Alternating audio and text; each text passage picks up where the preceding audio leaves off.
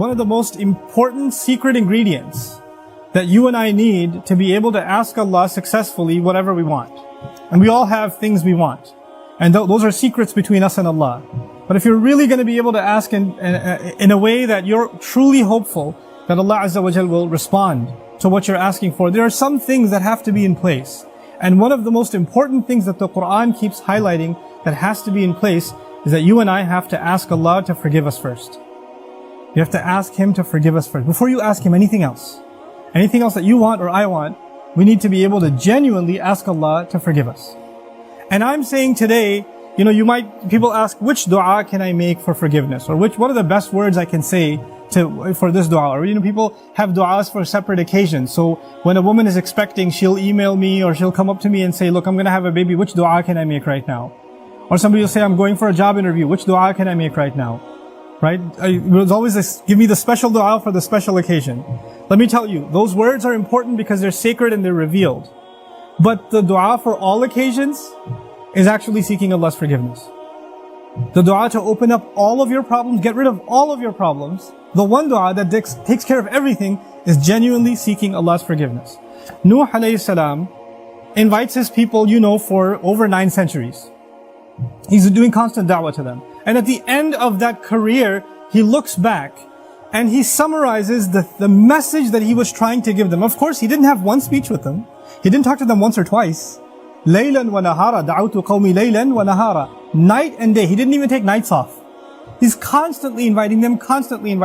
And in a surah dedicated to his name, Surah Nuh, the surah of Nuh alayhi salam, he himself summarizes the entire message he was giving his people this whole time. What is it that I want from you? Inni kullama da'awtuhum litaghfira lahum. Every time I was inviting them, I was only inviting them, calling them to this faith, so you could forgive them, Ya Rabb.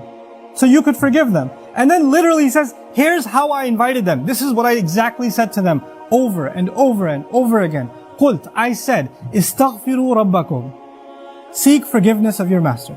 Innahu kana ghaffara. Certainly Allah is someone who keeps on forgiving and keeps on forgiving and keeps on forgiving. And He does it repeatedly. But what He says after that is so remarkable. He said, you people, and I need you to understand who He's talking to. He's talking to one of the worst nations in history. Nuh alayhi salam is described as one of the worst nations of all the nations. Places like Surah Al-Qamar, where Allah describes different nations, or even Surah Al-Dhariyat, Allah describes different nations of the past that rebelled against Allah, that rebelled against the prophets and were destroyed. When He gets to Nuh alayhi salam's nation, what does He say? وَقَوْمَ نُوحٍ مِّن قَبْلِ إِنَّهُمْ كَانُوا هُمْ أَظْلَمَ وَأَطْغَى. The nation of Nuh from much before, they certainly were more wrongdoing and more rebellious than everyone else. Like He has the worst condemnation of the people of Nuh. It makes sense. They had a messenger not for one generation like every other prophet. They had a prophet 3 generations, 4 generations every century. Every 2 decades there's a new generation of kids that have grown up. And he's seen that century after century after century after century.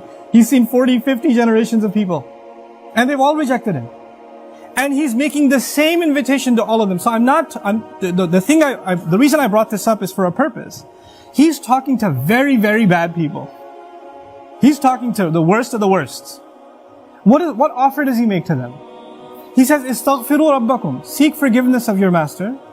Innahu kana ghaffara. He keeps on forgiving over and over and over again. You guys have been messing up over and over again. Allah keeps forgiving over and over again. But His offer doesn't stop there. He says, يُرْسِلِ السَّمَاءَ عَلَيْكُمْ مِدْرَارًا. Yursili. It's actually Jawab al-Amr here. What that means is, if you seek His forgiveness, then Allah will open up the sky for you and it'll start pouring on you. Now that could be a reference to rain. And ironically, it's not a reference that you will get flooded. They did get flooded, right? They did get flooded, but Allah is talking about a different kind of rain now. If you seek forgiveness, that same rain that destroyed them will be the rain that brings them life. They didn't pray for rain. They didn't ask for rain. And Allah just asked them to make dua to be forgiven. But if you ask dua to be forgiven, the sky will open up and start pouring. Now Allah did not say water will pour. Allah did not say water will pour. He said the sky will pour. Because the sky has a lot more than water. The sky has forgiveness. that comes from the sky. The sky has peace, tranquility, faith, your provision, the solution to your problems. They come from the sky.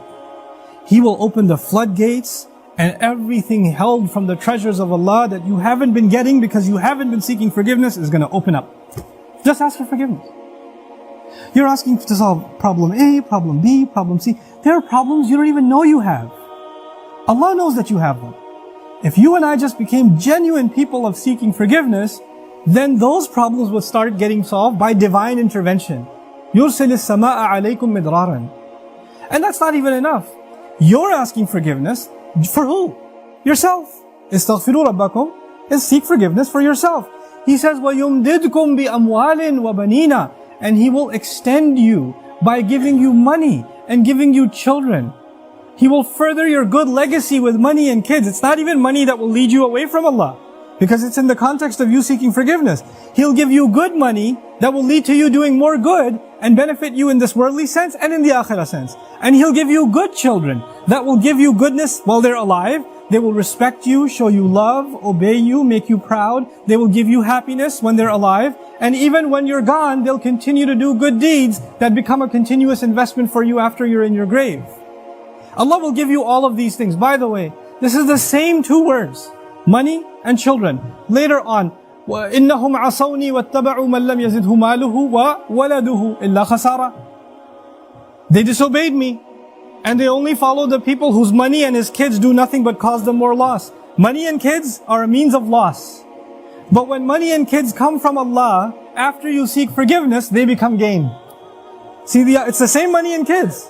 It's the same money and kids. The only difference is, now they have the blessing of Allah's forgiveness on top of them. It's like they were contaminated until Allah purified them with His forgiveness. Istaghfiru rabbakum. And look, seek Allah's forgiveness. What doesn't open up? The sky opens up in ways you can't imagine.